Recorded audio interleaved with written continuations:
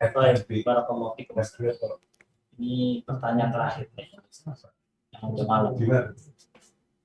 Assalamualaikum Ustaz. Waalaikumsalam Mana warahmatullahi yang lebih afdal, berkurban satu orang satu kambing atau satu sapi dibagi menjadi 7? Karena pernah Anda mendengar bahwa lebih afdal satu orang satu kambing. Barakallahu fikum Ustaz. Barakallahu fiik. Naam, ahibati fillah. Ingat, yang diterima sama Allah itu bukan dagingnya.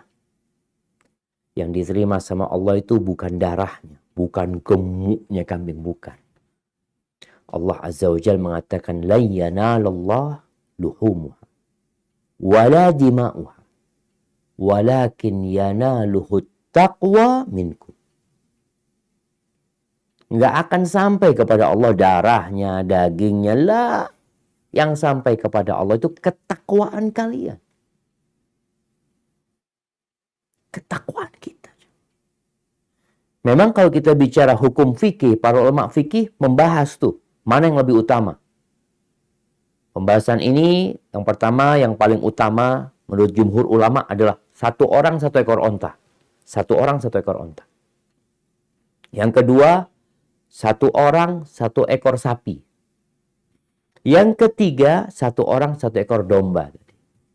Itu lebih utama kata mereka. Jadi kalau bicara satu sapi untuk 7 orang, maka lebih utama satu domba untuk 1 orang. Tapi sebenarnya dua-duanya boleh. Kemudian kalau kita melihat dari sisi yang lainnya, kadangkala masyarakat nggak makan daging domba. Ketika kita berkorban domba, yang jelas kan nyembelihnya, ternyata nggak dimakan. Sayang. Kalau kita melihat dari sisi itu.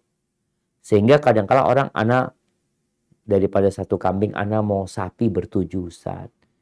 Karena memang kan korban ini untuk dimakan juga gitu. Selain untuk menyembelihnya, tapi untuk dimakan juga.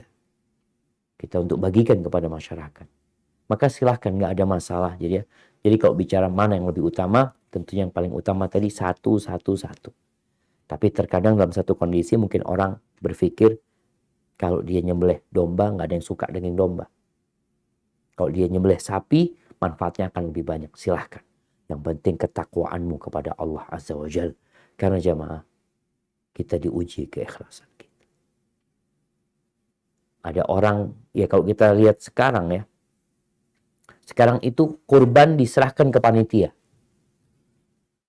Masjid, sekolahan, yayasan.